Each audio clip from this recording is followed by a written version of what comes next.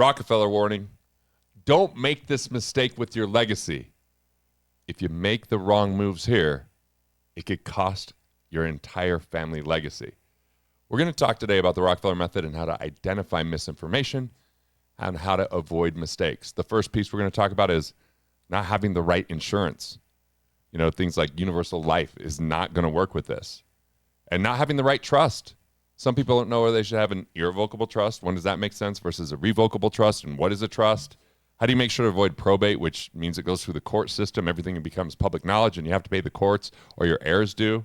Or not creating a perpetual trust. You have to pick the right state. If you pick the wrong state, you know what? This thing isn't going to work. And you don't have to be super wealthy to make this happen. As a matter of fact, I started when I was 19 years old, before married, before having kids, was just $50 a month. This is all about making it accessible and available and understandable. So a trustee is, when you're gone, who kind of manages the trust, but you need to have different ones. Distribution trustee handles funds. Insurance trustees handles what happens with the insurance proceeds that come in and the policies that might be on your kids and grandkids. And if you have investments, there might be an investment trustee. We'll go through all of that. And look, if you don't have your trust owned, if you don't have your trust own your assets or listed as your beneficiary, that's a major problem. Or if you don't plan for incapacity along the way, a lot of people don't have what's known as a power of attorney or a medical directive, like a living will. And now your family, well, there's a really famous case called the Terry Schiavo case where she was a vegetable and they kept her on life support till it depleted all of the family's wealth because there wasn't a medical directive there. When my grandfather died, he was so loved and adored, the glue of the family, but we set up a medical directive and a living will so my grandma didn't have to make the tough choice. It was what they made together beforehand, and it didn't have all the sibling fighting of what should be done or not be done. And so if you have any special needs, like sometimes people have kids with learning issues or certain disabilities, and if you don't have a special needs trust, well, guess what? You could lose government assistance programs.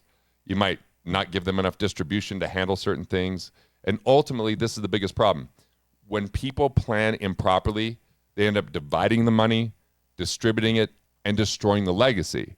What we're going to talk about here today is how do you protect it, perpetuate it, and preserve it. And the good news is I've got my co-author of What Would the Rockefellers Do, Michael Isom. We've known each other, what year, 99? 1999.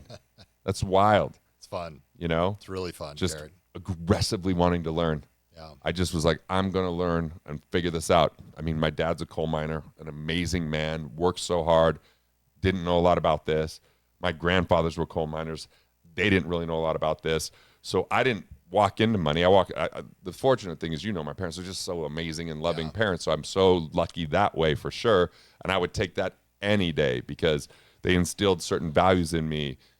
But the reality is kind of had to figure out this money thing. And I mean, what about you? Yeah, same for me. My dad was a truck driver and he literally worked himself into the ground.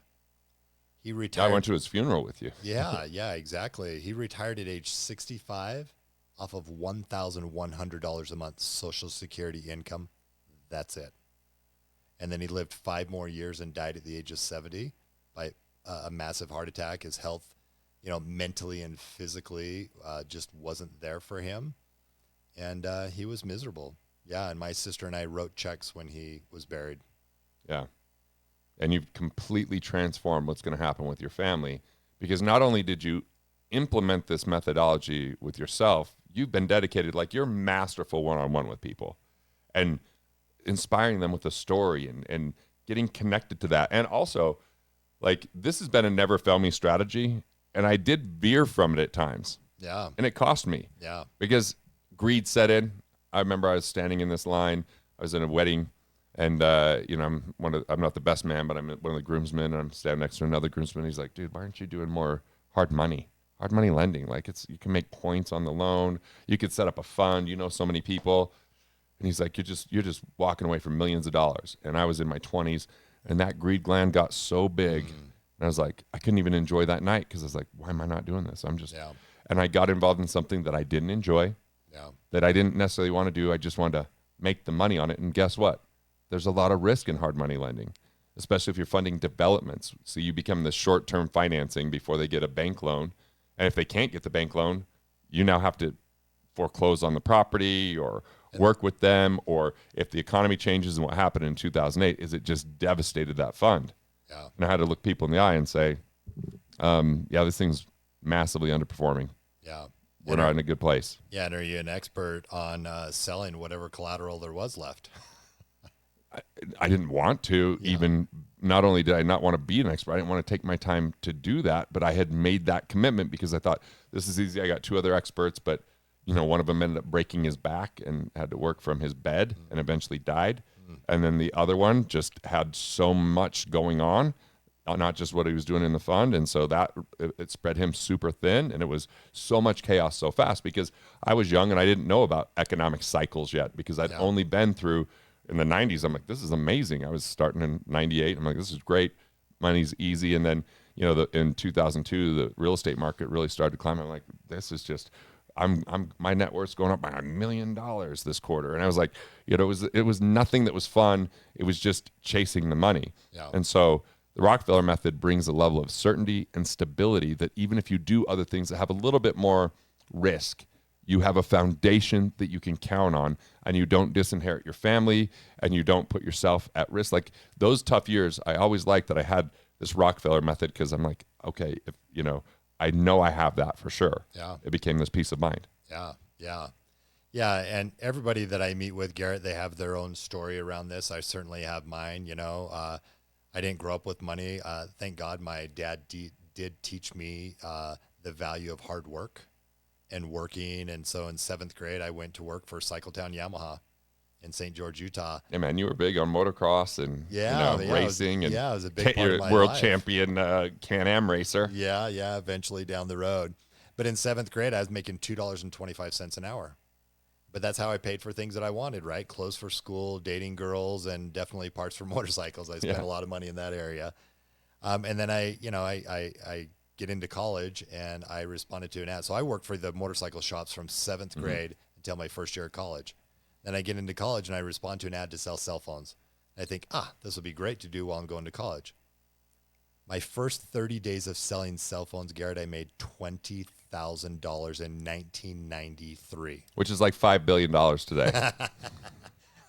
Exactly. It is a lot. It's around, today's dollars around $80,000 a month. 22 years old. I meet Wendy. We fall in love. We get married. We have our 2 kids, Kennedy and Caden. In all essence, I really thought I was living the American dream, making all this cash, married, kids, doing all this investing. And so I get into the financial services industry. And that's when I meet you, and I meet Ray, and I meet Les. Our 2 business partners. Yeah. And I wanted to learn about money. I'd been making all this money. I wanted to learn about money. I wanted to help other people with money at that time. And, before Ray and Les passed away in the plane crash in 2006, one day Les came to me and he says, hey. And I mean, you say that kind of like, for people that don't know the story. Well, we were just talking about it. Yeah. We on another recording. And I mean, man, what a shock I was in shock when it happened. I mean, we had that plane and it leaves St. George where they're hosting an event. And the craziest part was when we were in that meeting, it was like, why don't you come down and speak? Yeah. And I was like, I'm tired.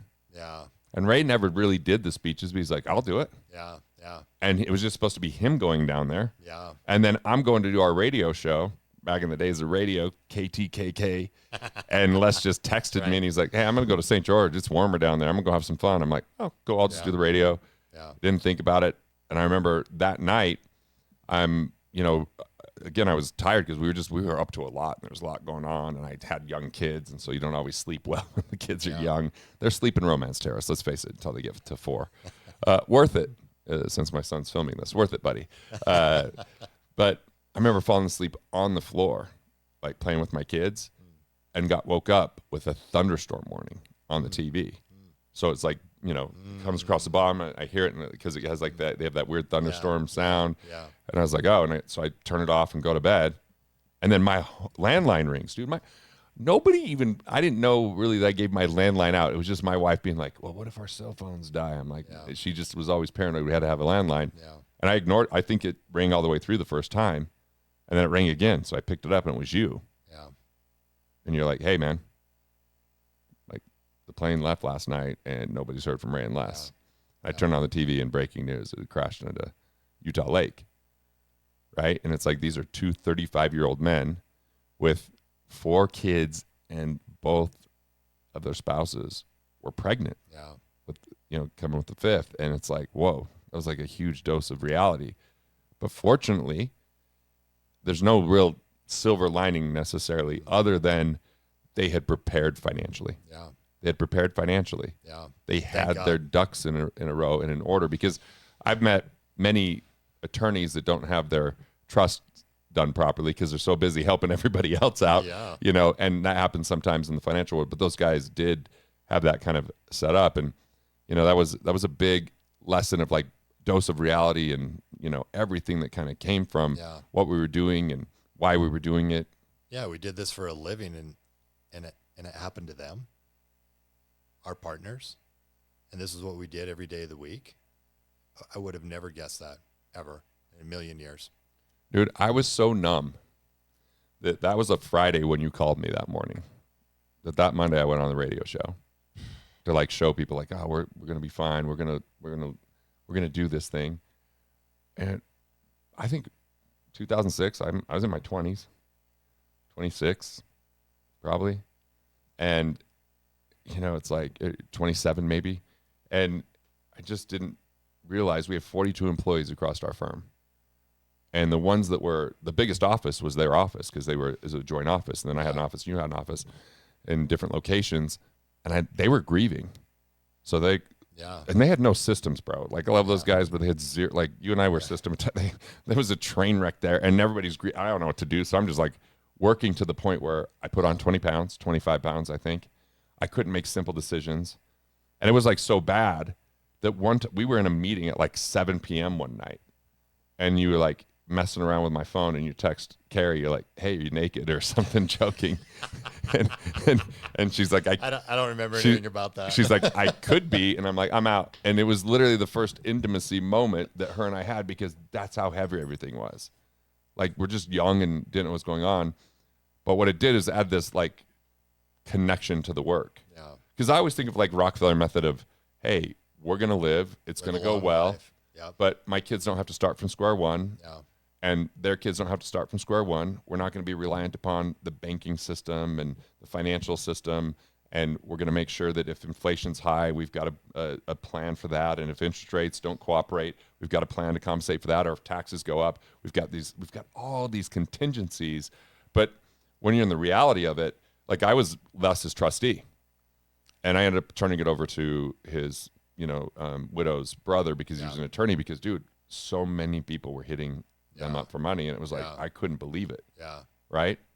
And I was like, and he was so good at telling everybody no. Yeah, you had to separate yourself from It's that. spelled out in the document. Like without a trust, there would have been a mess. Yeah. Without insurance, there wouldn't have been the ability for them to continue going financially. Yeah.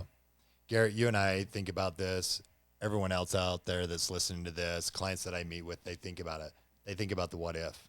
Yeah. Right. And so we plan for both. Rockefeller Method, yes, it's about legacy and it's about passing that on, but it's about today also.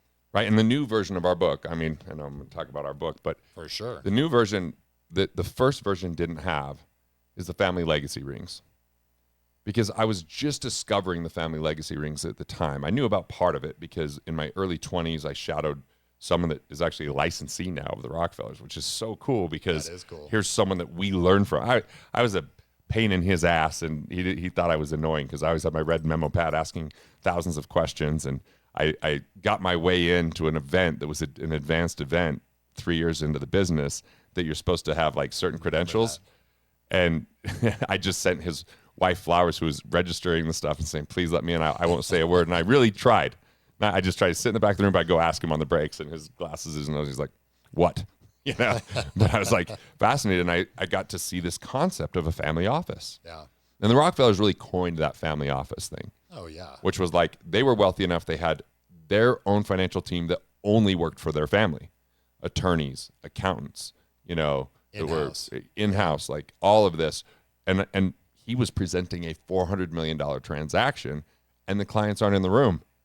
It's just the family office there, vetting it, doing due diligence. And I was like, wow. So that gets talked about in this book, because I want to give myself more credit than I probably deserve, but I really feel like once I sat in the meeting, I was like, ooh, what we need to create is a virtual family office or a fractional family office, which was this notion that it was naive. But I was like, if we could get it where we could have attorneys that communicate with accountants, that communicate with investment advisors, that communicate with insurance professionals, and they could serve 100 families. Yeah, but, make it accessible. Right. So now it's there, because without it, I was doing all this research back then, the nerd that I was researching, I was finding out how come people would like not even use the same advisor as their parents, and then the money would go to somewhere else and it would be invested completely differently, or it'd be spent too quickly, and all these ramifications. And I was a huge fan of the book, The Millionaire Next Door, when I was a teenager, because it was kind of my family's philosophy too. Hey, if you just hold on, like my uncle, like, you know, he had one belt his whole life, I think. And, you know, but he died with millions, but you would have never known. He was kind of that guy, worked at the power plant his whole life from the time he was a teenager. So miser. Right. And, you know, I didn't ever feel that way when I was around him. Like, I didn't feel like he was stingy with us. I just felt like he didn't really spend anything on himself and just socked away. And one of the things that book doesn't talk about is what happens to families that don't know about it and they inherit money is they blow it. It creates entitlement. It creates conflict like you wouldn't believe. I've had issues in my own family. My grandfather called me once, and I'd just gotten the business. And when I first told him I was going to do this and I was in college, it was like, it was fine. But you got to realize, like, his father didn't see his mother for 7 years because he came to America because he couldn't make ends meet, and she got pregnant. And he's like, I can't feed the family because I went to the dilapidated town that they live in, like beautiful scenery, not even a single restaurant. Like, it was, you know, it definitely was on the downhill, and it had been overtaken by the mob. And so he has to leave his wife because she's like, I'm not getting on a boat when we don't know if there's going to be enough food. And so he has to hike through these mountains to get to the port, gets to the port, lives off this thing called honey bread because it won't spoil. And it's like hard as a rock over time. He gets to Ellis Island, doesn't speak English well enough. They change his last name. He's so cross-eyed that I'm amazed he had the vision to come to America, but it was so cross-eyed he ended up in Carbon County, Utah. You know, and so he ends up, he's going to be a coal miner, but there's a mine disaster, so he ends up as a goat herd. Wow. And he lives in a tent, and he sends back all the money he can. And there's no email, he's not making phone calls. He's sending, I don't know, letters. He's, you know, he's sending like whatever it was back then was like Western Union or something to get the money. And she finally they get enough to get her over to America, and he meets his daughter at 7 years old. Wow. Right. Just wow. And so you think about that kind of a situation, like they didn't have the Rockefeller Method. They didn't have the methodology and the insights, and they didn't know any better. They just did the best they could, but it kind of infiltrates the family to be like, we got to hold on to what we got. And so when my grandfather calls, he says, hey, his sister had all of their money in a savings account that they had ever saved up, all in her name because she never got married. Like, they saw each other every day. He worked on her house, and, you know, they took care of her, and she just walked to the grocery store that she worked at, and she applied for welfare even though she had $550,000 plus in savings. And so the issue is he called because she was sick, and they didn't know if she was going to have to go into like a facility. And all the money that was really his sister Rosie's and his and hers, a third, was all in her name. And so now he's like, hey, can you help me? I was like, yeah, I think if we have some documentation of how the money got there, we can protect 2/3 of it. But there's this 3-year look back. We can't just move money because it's evasive towards the government programs now having to kick in versus your own cash. Yeah. And so we set up this plan that was very short term, where they were getting 3% a month, as you recall, and I didn't feel comfortable with it. So they're getting $3,000 a month on this $100,000, and the rest was in a fixed annuity, right? So the fixed annuity is just accumulating, and now what's nice about that is we could have 3 different owners, but one insured. She was the insured. We had her and my other, you know, my grandfather and my great aunt. And so my grandfather's like, this is amazing.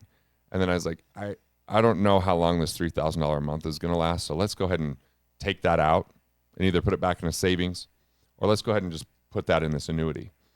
And he's like, okay. And then she recovers. 6 months later. She's able to go back home, And all of a sudden, she accuses him of stealing $3,000 a month. Even more, they accused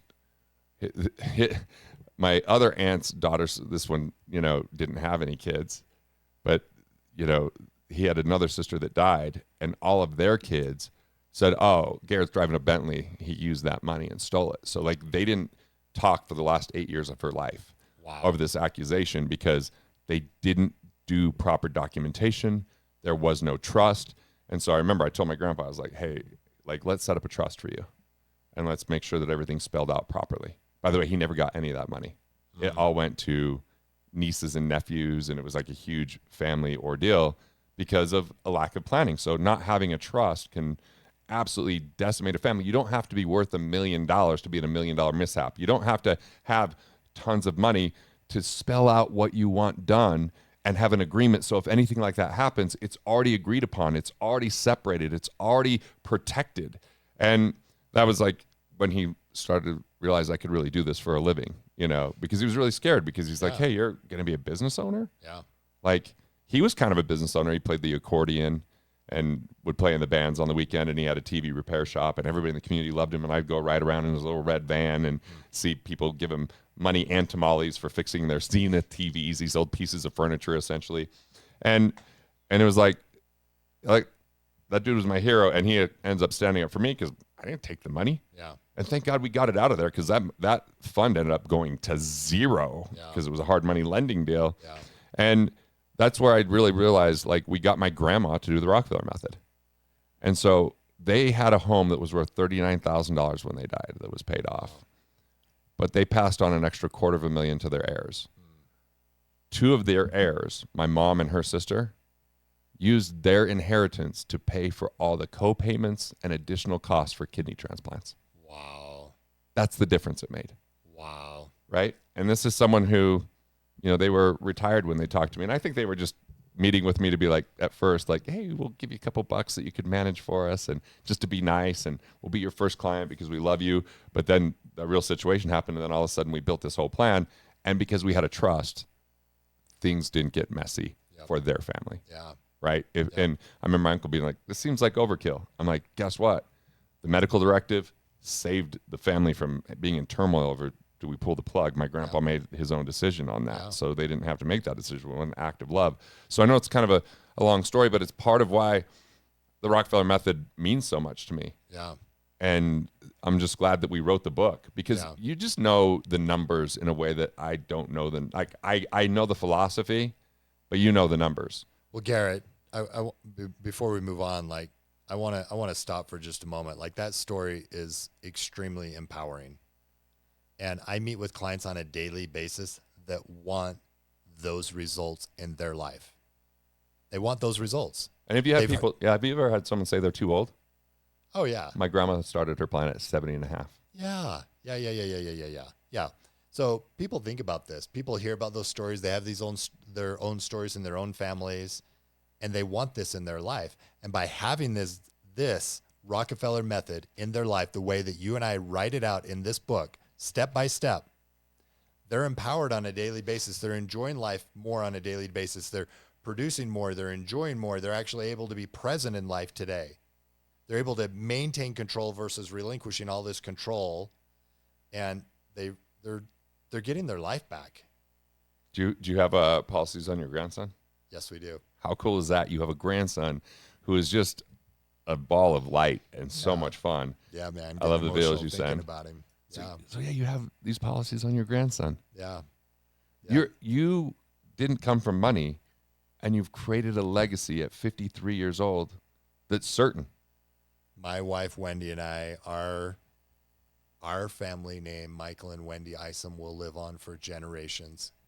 Garrett, and because of that reality, I wake up on a daily basis more empowered, more present, enjoying life at greater depths than I ever have before. And that's exactly what I want for everybody that goes through this process, is to have that in their life. Well, let's talk about that, because it wasn't smooth sailing.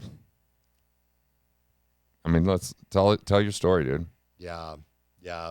So before Ray and Les died in the plane crash, Les introduced me to Investor Guy. And Investor Guy, Les was making great money with Investor Guy. I trusted Les. I did my due diligence. I met with Investor Guy. And Investor Guy promised to pay me 5% a month on my cash. You're talking about 3% a month. He promised to pay me 5% a month. So I gave him $50,000. And I'm getting $2,500 a month checks. I'm like, this is pretty damn good.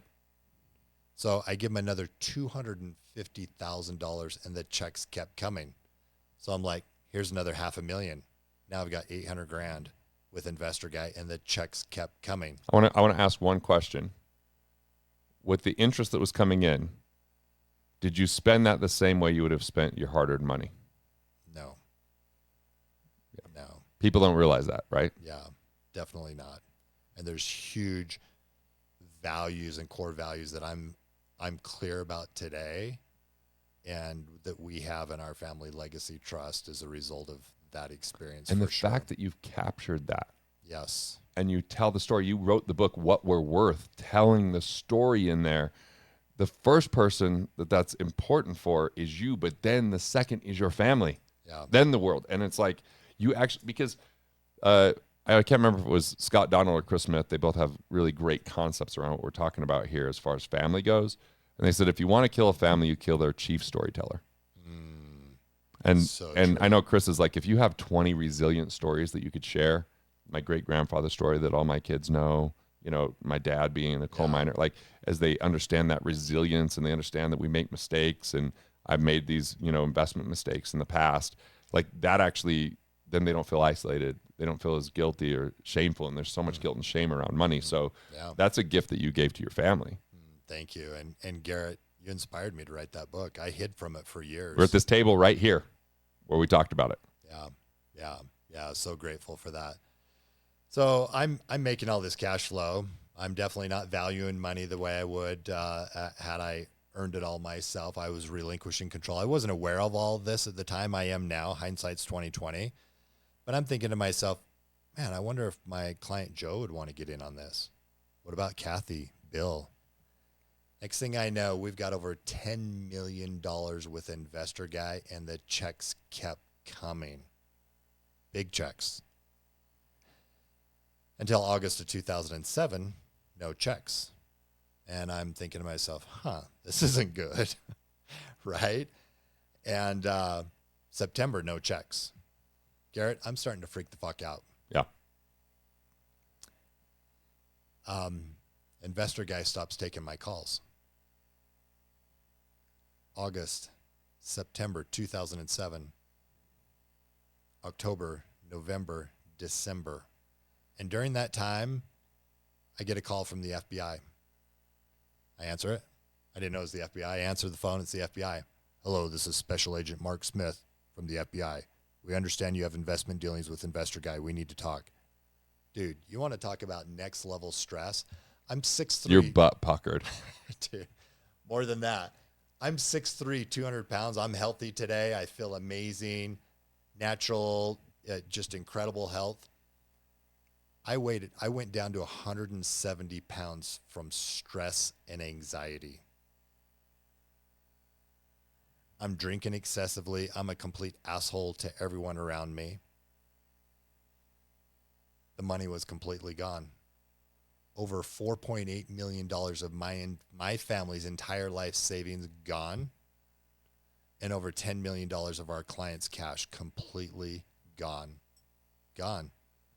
So during that time, I end up signing a deal with the feds, and I wear a wire for the FBI. I wanted to find out where the money went, but it was too late. It was gone. It was completely gone. And so Cars and billboards. Yeah. Unfortunately, I turned to the bottle of alcohol to numb myself out. Narcotic pain pills. I was doing everything to mask myself from the pain that I was experiencing. And I wasn't healthy. 2008, 2009, 2010, I couldn't keep the business together. I had to shut everything down completely. And it was October of 2010. And it was first thing in the morning, I hear a knock on our front door, and I go to the door, and it's my wife's family there. her parents-in-law, or her parents and siblings and nephews, and 2 big U-Haul trucks are backing up into the driveway of our home. And they said, we're here for Wendy and the kids. They're moving out. And I couldn't blame them. I knew I wasn't healthy to be around. And 12 hours later, I found myself alone in our home. Wendy and the kids gone. Garrett, I'll never forget the look in our kids' eyes as they were sat in the back of the car as Wendy drove away from them. I felt worthless. I found myself on the bathroom floor that night, and I loaded a bullet in the chamber of a Ruger P89 pistol, and I pressed it up against the roof of my mouth. Dude, I had a bullet in the chamber, Garrett. I had my finger on the trigger, and I was screaming to God, why, God, why? And fortunately, I had a rush come over my body that I'd never felt before. I carefully set the gun down, and I promised to God and myself in that moment that I would extract the lessons that led to that point of putting that gun in my mouth, apply those lessons in my life, and share them with as many people as I possibly could. And you're one of the first people that I called after that. And I remember you sitting down with me and saying, Michael, you can choose to leverage your past to create moving forward. And like that clicked for me. That clicked. That was an answer to my prayers. What did that mean to you? When I said, like, what did translate that? Then I can write the book, What We're Worth, that I can share this message right now with you. And I've shared this message literally thousands of times with clients. And it's allowed me to get clear about what I stand for and what I don't stand for, the core family values of the Michael and Wendy Isom Family Legacy Trust, the clarity around what you and I have put in this book, What Would the Rockefellers Do? So Garrett, I sobered up and I went to work. And I'm happy to report that 45 days later, I moved back in with Wendy and the kids, and I continued to go to work. And you opened up an opportunity with me, and I started working with you again in 2011. And thank God we had the inspiration that was delivered to us in 2016. And I'll just mention that inspiration. Like, we don't need to hide it. Okay. We were working together. I was building a company. Yeah. And I thought I was doing the mature thing, which was let this company grow and delegate and have people that ran certain chains of command and have a CEO. And I was a content creator, and they were running the operations. And he would always say, anything below the line, you don't worry about, I'll handle it. You just focus on the, on marketing, and you focus on content creation. I got it. And a lot of people in the organization would never tell me what's going on because they didn't want to burden me or bother me. We were producing at a high level during that. Very high level. And I called you and I said, hey, dude, you know what? Sometimes we like to go to Vegas between Christmas and New Year's because there's like this dead zone there before New Year's gets nuts. Yeah. And we found this penthouse for a good price. I'm like, dude, let's go down. We can go race some go-karts. We could just talk about the next year. With Wendy and Carrie. And so we go down there, and Caden was there too. And I just remember you said, dude, I haven't had a single referral for 4 months. Through your office. Through my office. I was like, sharing referrals with me. What? Yeah. I had no idea. So I sent a message to one of our coaches like, company guy. Investor guy and company guy. Company guy said, we're not sending him to Michael anymore, unbeknownst to me. Yeah. And me. I was pretty pissed. I mean, I didn't handle the moment great, but I didn't attack anyone. And I just, once I vented, because I remember outside and I was like pacing around. I was like, you gotta be kidding me. I said, all right, let's write a book. Who cares? I know that I'm the majority owner of that company, but this is an unfair deal. And you do such a good job with the clients, and we'll write a book together. You can go on stage and speak and teach the message. And so, I was like, I've been writing a lot. I'll do a lot of the writing. You do a lot of the math. You like the no versus hope is a lot of your message in there, and a lot of the economic value of certainty because of the experience you had that you just shared. And we wrote this book that I remember, I don't know if you remember, I put it up for sale on Amazon for $1,000 because I'm like, dude, this book, like a lot of financial people are going to not do this right, and they're going to just try to get it. And we had to update the book because of that. As a matter of fact, we had to create a licensing program so that we knew that it's truly the legacy method, process that they're utilizing. And so we wrote, that's how What Would the Rockefellers, out of a difficult situation, we end up creating, and that's part of being a victor versus a victim. Yeah. We're a victim of a circumstance. We keep renumerating the past, and we keep wishing it were different, and we focus too much on it, and we regret, and we guilt and shame and feel stupid and feel all those feelings. We feel jealous. We feel all of those feelings because our future starts to diminish. Yeah. And this is a lot of why marriages don't work, is when they don't have their money right, they stop thinking about the future and they think about what's no longer there. And so the book comes out, and, we just self-published it, and it was a hardcover, and, started getting a few reviews, and I gave it to some people that were like, well, I want to do something. I'm like, yeah, Mike's your guy. And, and so that's really how the book came out. Yeah. It worked really well. And then I started to discover the family legacy ring. So we talked family office, but then I also discovered like family retreat. Someone sent me a video of David Rockefeller, and David Rockefeller was talking about how he didn't know how wealthy his family was because they didn't even live in the main house. And then he found out from his classmates. So they started inviting him to the family retreat, and he talked about these family retreats.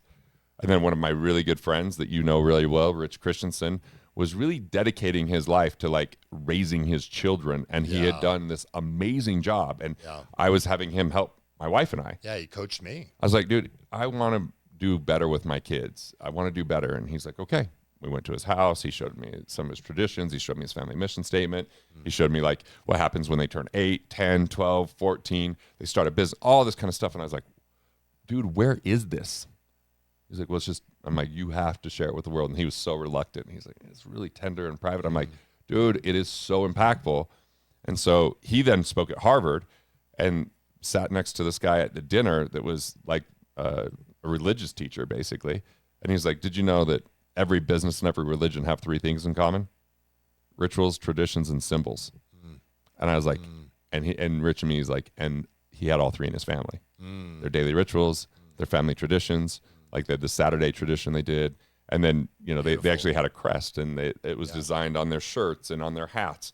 I made a medieval crest when I built mine and had him. But I was like, okay, so this family retreat is how do you invest in your heirs along the way? Right? So that came out in this book. And then the family constitution. So just like you wrote What We're Worth, imagine if everyone on the planet wrote a book for their family. And not like a long book, like mine's 38 pages. The more succinct, the better. It was 52. I was able to trim it down because I want it to be read, And it was like, here's the most important philosophies, ideas. Here's the signposts. I want them to have freedom of expression and career choice and all those things. But I also want this to be sustainable so they don't just get money when they turn a certain age. And so the Rockefeller Method is really using those family legacy rings with insurance and trusts. Right? So the insurance is cash along the way. You buy it on yourself, you buy it on your spouse, you buy it on your kids, you buy it on your grandkids, and every time someone dies, it replenishes the trust. So the family has capital. And, and it's not a replacement item in a family's life. It's an and asset. Right. It's as our friend Caleb says. Wrote the book. That's right. And asset. They use it with everything else that they have going on. So they're not giving up stuff. It's actually an enhancer. Right. And what's cool is I even pay my kids for actual work. Like my son, when he was 13, opened for my comedy special that's on Amazon Prime. Right? People probably get tired of hearing me saying, I got a comedy special on Amazon Prime, but it was such a cool experience. Garrett. And so he got paid for that. Breck's been filming for a while now, right? He's 19 now, but he got paid for, like, I didn't pay him to mow the lawn. I paid him to read books. They didn't do a good job with that. But now Breck's just reading books on his own. Like he got off Instagram. He's like, I'm just reading a book. And it was like one of my friend's book, Joe Stump. And I'm like, oh, that's a great book to read. So, it's cool to watch that instilled.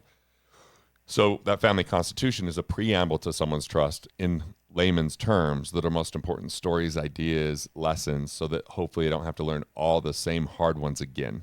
It's not going to be perfect, but it's capitalizing and capturing the contribution and saying that's now part of it. So in the new book, we have all those aspects. In addition to the right type of insurance. Yep. See, risk has consequence. And you eloquently shared this story about when you took risk outside of your investor DNA. And, and I talked about me being greedy and making the mistake, and and we're in speculation and gambling, but we're calling it investing. There's no control. There's no exit strategy. There's no mitigation and downside protection. It had a consequence of you putting a gun in your mouth. Yes. Yes. And people are very coy, are showing big numbers on illustrations that are not rooted in reality. Yep. And they don't understand that 20, 30, 40 years from now, there's a chance of that lapsing and going away and becoming a taxable event. So no, there's not even insurance. And so those are not Rockefeller methods. So we outline what is properly structured, what is optimally funded. What does that really What are one of the mean? 7 companies that actually still do this and have been doing it for over 150 years? Yeah. With hundreds of billions and sometimes a trillion in assets. Yeah. Makes all the difference in the world. And it's just like kind of rare, I'd call it like a rare bastion. It's like where else can you mitigate risk to that level? Yeah. And it's not an investment. That's not what we're talking about. We're talking about a process that is wealth capture, that is wealth preservation. It is an alternative to bonds, because any 30-year period of time, these 7 companies have beat bonds through dividends after expenses. Any 30-year period of time. So that's pretty amazing. And it comes along with all these bonuses. Yeah. Well, Garrett, we're clear in the introduction of the book about where to take risk and where not to. Right. In your business. Yeah. Areas that you have on a motorcycle for you. areas where you have control, you have knowledge and experience and expertise. For most people, that's their business. That's the career that they're in, right? Anybody that I meet with, and I, we get down to what they're doing, what's put the most amount of money in their pocket, what will continue to put the most amount of money in their pocket, is their ability to produce in their area of expertise at the highest level. Yeah, so say what AIS is, because you have this company, Vault AIS. What does that mean? Yeah, and we talk about it in the introduction of the book a little bit. But Vault AIS are the 3 main lessons that I extracted that led to that point of putting the gun in my mouth. So AIS, number 1 asset, number 1 investment, number 1 strategy. Number 1 asset, I'm going to get clear. We get clear with each client that we meet with around their property value balance sheet and their human life value. So property value is everything we touch. This book is property value. These chairs, this Real iPad, estate, cash investments. Yeah, it's physical things, right?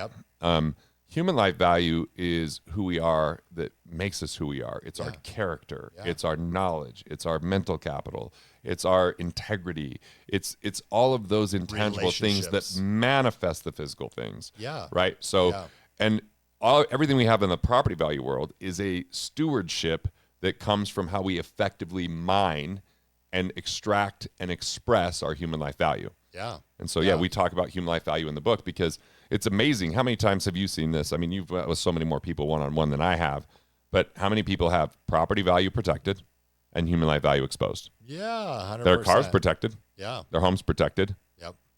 Their life's not protected. Yeah. Liability's not protected. Yeah. Disability's not protected. Yeah. Because it's the intangible things that are valuable, that are hard to put a price on, because they're intrinsically valuable, not extrinsically valuable, although they do have extrinsic value when we express them. Well said. But it's that the only, it's like Investor Guy did teach us a few good things. One thing he said was like, and maybe this was more Les that might have said this first. I know I didn't say it. And he said, a house isn't an asset. The person that pays for the house is the asset. Yeah. A house in the Sahara Desert with no water and utilities, no matter how beautiful it is, if you don't have the key to get in, not an asset. Yeah. If you don't utilize it, not an asset. Yeah. There's people that have things they never utilize. That's not an asset. It's like, it's got to be utility to it. Yeah. So that distinction, and well said, Garrett. I had put my self-worth in my property value balance sheet. And when I lost all that cash and actually went to a negative, I felt worthless. Now the clarity that I have is that my self-worth comes from my human life value balance sheet. I look at both today, but I first look at my human life value balance sheet. I look at the assets on there. I look at the liabilities. Some liabilities could be limiting mindsets, fear, doubt, worry, scarcity that takes me into scarcity.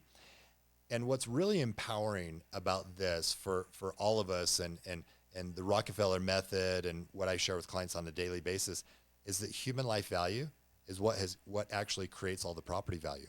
We want to create property value. We want to create more assets. We want to produce more value in the marketplace and exchange with other people.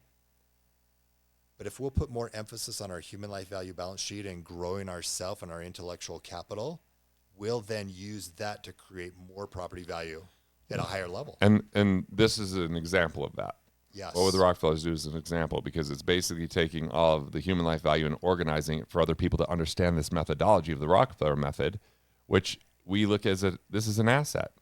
But it's an asset when someone reads it. Yes. It's an asset when someone, and so what do? Implements. We take 100% of every book sold and reinvest it back into getting ads to get this book in people's hands. And we've sold hundreds of thousands of copies. 100%. Because, and we just filmed videos today. It's all about how can we make sure people engage in reading it. Yeah. We rewrote Take thinking action. like, what can we do to make this the most easy and accessible to understand? And like even in doing the audiobook, recording and re-recording, because it's all about like, how do you create that value for someone? Because in Killing Sacred Cows, my biggest concept is if you grow your money and don't grow yourself, that gap is called risk.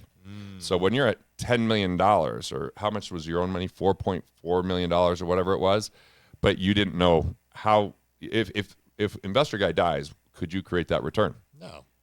And that's the reason I made other mistakes, but that's the reason I didn't make that mistake is like I could never replicate this. So if he's gone, I would have these assets. I couldn't replicate that return. So it wasn't a good stewardship for me, because if I grow my money and don't grow myself, that risk creates worry. Scarcity diminishes production. It robs us of enjoyment of life. Yeah. It destroys peace of mind. It infiltrates our thoughts that robs us from being present with our spouse. It robs us from being present with our kids. And it steals wealth, because wealth is a byproduct of a life well lived. Wealth is being present. Yes. And most financial advice is stop being present so that one day you can finally have what you want. And chase that thing that you want so that one day you can finally stop doing things and just spend the money. It's like missing out on memories along the way, and you can't buy back the memories you never have. Yep. Yeah. So this property value, human life value under number one asset. It's like a mirror, right? We want client. Yes. So we have like property value on this side. We have human life value. Oh, sorry, that's actually exactly wrong. We have human life value on this side. We have property value on this side. And so this human life value comes in the form of skills. It could be communication. It could be anything from like sales. Knowledge, it could be experience, writing. education. It could be financial intelligence. It could be understanding how to leverage and utilize AI. It could be business knowledge, how to acquire a business. It could be, all these things. And when we utilize these, and there's a bridge that goes between human life value and property value, and this bridge is either called business, relationships, or value creation. In serving others, in solving their problems, and in adding value, the byproduct becomes money. Yeah. So money chases value, specifically applied human life value. And the Rockefeller Method allows clients to leave both. Right, because it's like, hey, especially when using the family legacy rings, right, which look like this. We have, in the very middle of this is the Rockefeller Method, okay? So we have the family office. Yep. We have the family retreat. And we have the family constitution. And spelled out in the book eloquently, too. Yeah. Yep. Absolutely. So family retreat to family constitution, rituals, traditions, and symbols. That connects this, right? What connects the family office? Trusts, which have the family constitution in it, spells out how this operates, and insurance. Yeah. So now the family office, we're getting it on the kids, and they're understanding that they're going to have a heritage, not an inheritance, that they're going to have a way to add more value, not just be entitled to money. And so this right here is the Rockefeller Method spelled out in a Venn diagram. And when the book outlines it, then it personalizes it to the individual. Yep. Well said. Yeah. So number one asset, property value, human life value. It's all about the person. So you are the number one asset. Yep. You, the individual. Number one investment has two main characteristics, control and human life value. It's that conversation around what you control and have the most knowledge, experience, and expertise in is what has and will continue to put the most amount of cash in your pocket. That's your career or the business that you own and operate. Is real estate a good investment? Is crypto a good investment? It depends on the investor. You taught me this, Garrett. Yeah. It depends on, what's that? You're welcome. This is smart ass. And so we want clients to take risk. Tony Robbins at Unleash the Power Within taught me about the 4 basic needs of every individual: certainty, uncertainty, significance, and love. A basic need we will fulfill. Uncertainty is variety and risk.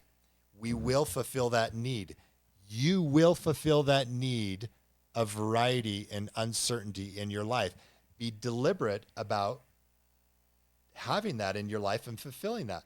I wasn't deliberate about it. I wasn't aware of it. I was fulfilling it, but I wasn't being deliberate about it. So we want people to have investments, but in areas where they have control and knowledge and experience and expertise. That's number 1 investment. Number 1 strategy: cash that you're going to relinquish control of. Keep it GPL, guaranteed, protected, and liquid. And that's why we use whole life insurance that's properly structured and optimally funded. So it's such a tongue twister. Just saying that in the audiobook over and over again. I know, right? I would be like, unique New York. Yeah. Peculiarly brilliant Italian William. Yeah. So when we have cash outside of our control that's guaranteed, protected, and liquid in whole life insurance, it mainly protects our courage and confidence so we can continue to not only enjoy life, but produce in the highest areas of our area of expertise. Peace of mind and production. Peace of mind and production. Nothing will outproduce that. Clients want this. Yeah. They want this in their life. They just don't know that it's possible. So check this out, Mikey. Human life value. Victim or victor? Yep. Okay. So a loss of 4.4 million, right?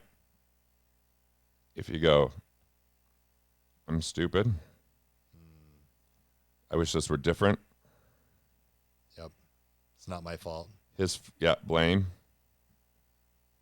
guilt, shame, past focused.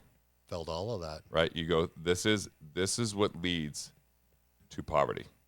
That's what led to putting a gun in my mouth and me just trying to survive for over 3 years. Right. So if we have our investment dollars going to increase our human life value, and people kind of like understand this to a small degree, but it's not as effective as it could be. They're like, oh, I went to college and the university. I'm like, yeah, well, I learned more my first year out.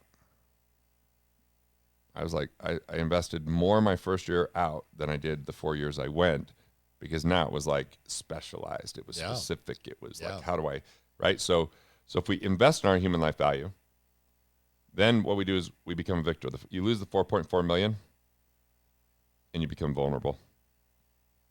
You become convicted. You use it to propel value. You use it to understand that you've got to increase your human life value so that you don't get back into the situation. Yeah. You write a story from that day forward versus live the story from the past. Right? So like this is the key. And I sold my business for a lot less than I felt I should have, and ended up not getting the licensing deal to work how I wanted. And I felt stupid for it, because I would have made sure a client didn't make the mistake. But when we're too close to it, our high emotion lowers our IQ. Yep.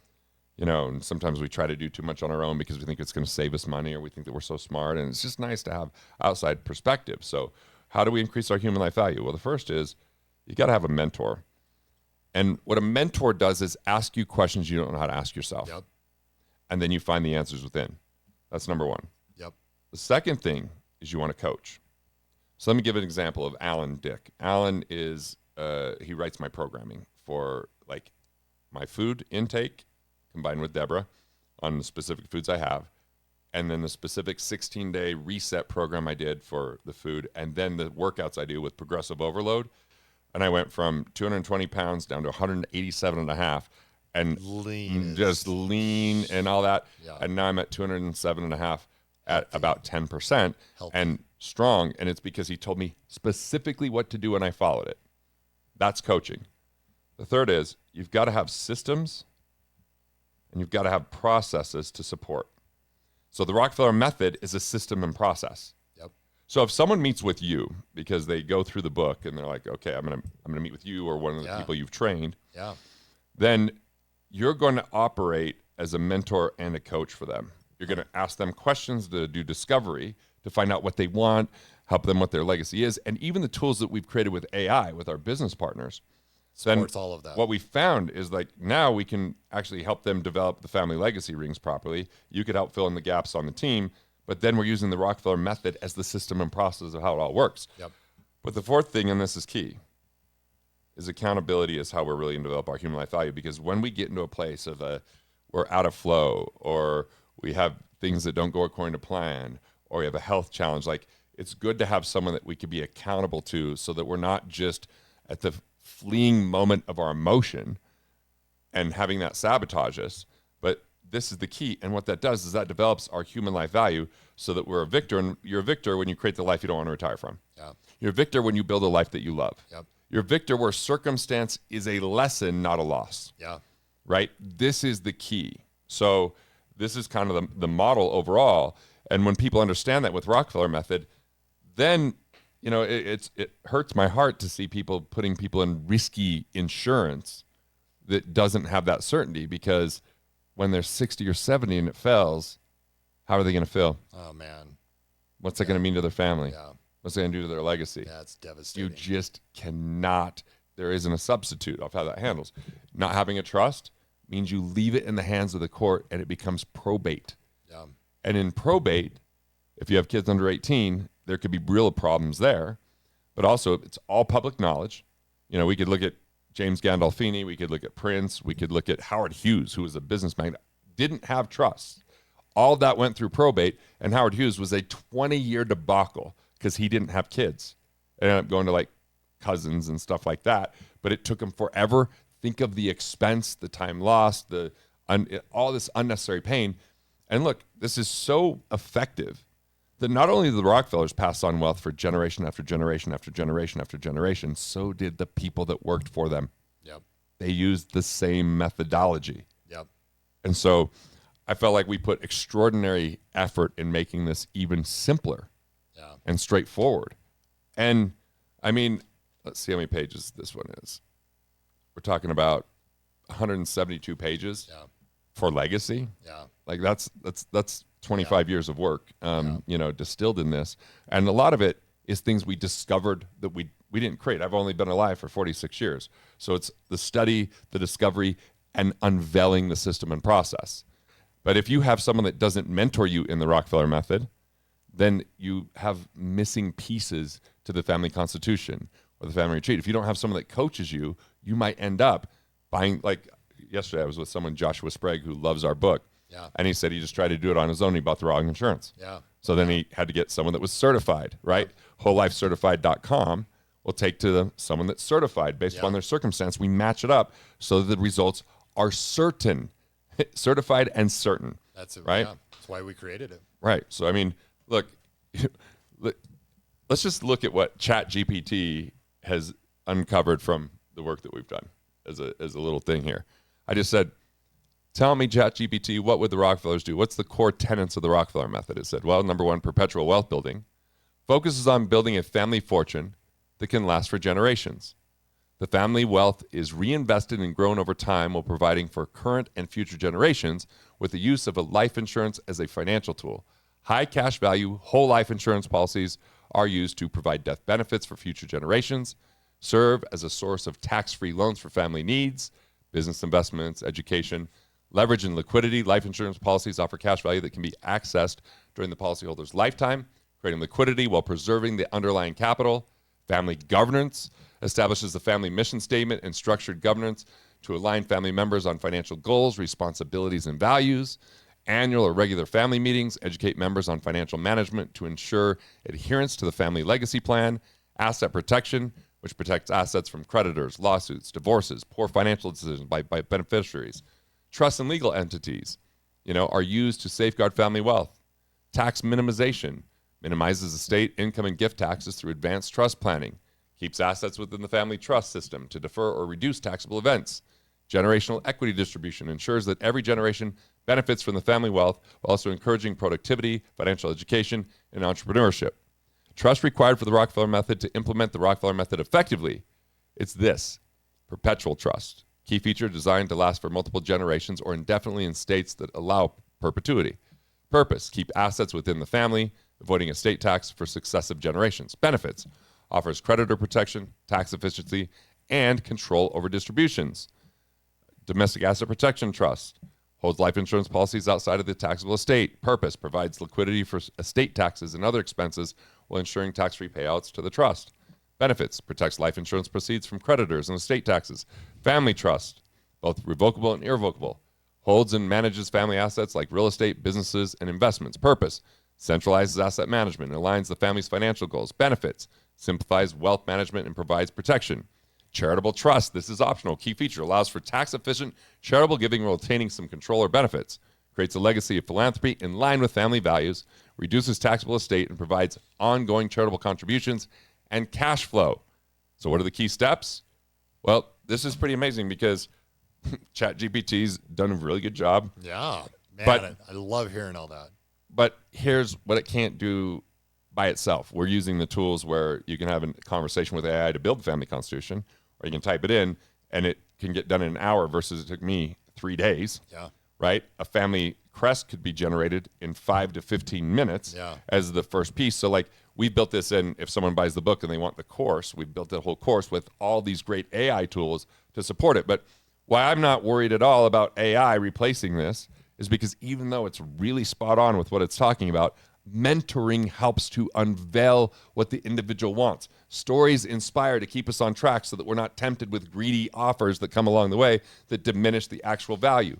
And actually having some human being that you could share your life and story and celebrate the wins and get personal feedback based upon what your family wants and is dealing with, so it's customized.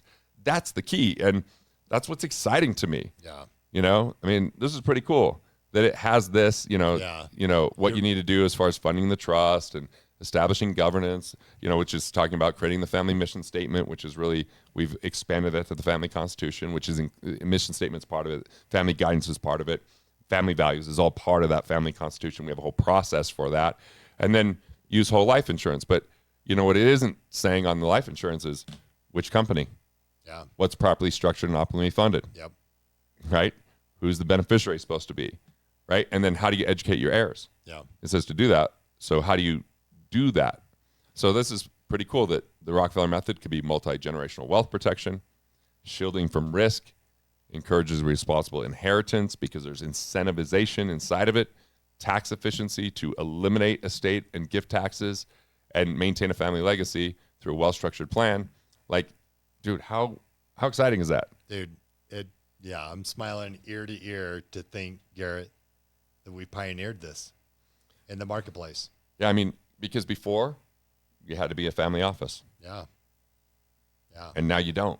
Yeah. And so when we started this, I mentioned, special needs trust could be added into the Rockefeller Method trust plan. If you have a child that, maybe they're Down syndrome, for example, you can have special ways that, who will take care of them and that there's money for that. Yeah. And you won't disinherit them for maybe some government assistance if that's important. And you can spell out the extra care and the things that are really important. So like, that they're taken care of. We're talking about revocable trusts, which are kind of transparent while you're alive. They don't offer any protection, but it spells what you want to happen when you die. Yep. And then when you do die, it becomes irrevocable at that point, and then it's protected, and you can spell that out. But irrevocable trust, the wealthier you are, the more you want to look at an irrevocable trust. Like a domestic asset protection trust in the United States means you don't have to go offshore, and it becomes so onerous to get to your assets. And you get to choose the distribution trustee, which means you still have access to your money, but you own nothing, control everything, which is a Rockefeller sentiment, right? So we talked about that.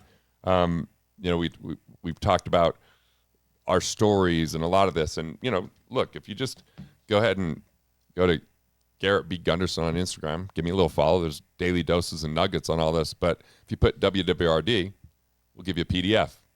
If you want to buy a hardcover, you just got to cover the shipping. We'll cover the cost of the book. And if you want the audiobook, give us a penny more, little skin in the game. as long as we still have pennies. The Doge might get rid of pennies, so we might have to change this whole thing. But you know, if this touch moved or inspired you, if you feel like, hey, I'm a coal miner's son. You come from, your dad was getting Social Security at age 65. Yep. You know, like, you can do it.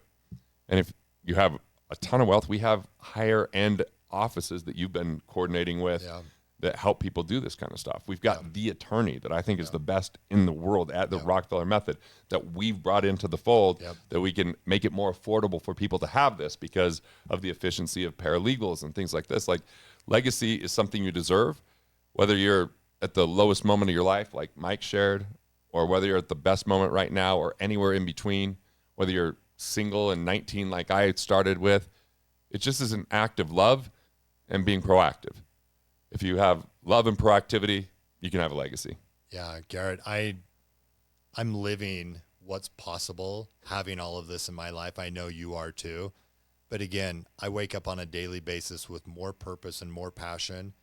And I truly feel like I'm living my best life right now. And I know, I don't hope, I know that this will continue to pass on to my kids, to my grandkids, our grandson, Weston, our granddaughter that's going to be born here in a few weeks. And, I feel worthy of this incredible life. I want to live a long, healthy life. And I want all of you to have this in your life too. That's why we put this in this book. That's why we have a whole team that can assist you to have this in your life too. All right. There you have it. Create a life you don't want to retire from. Build a life you love. Integrate and implement the Rockefeller Method. And, create the legacy that lasts.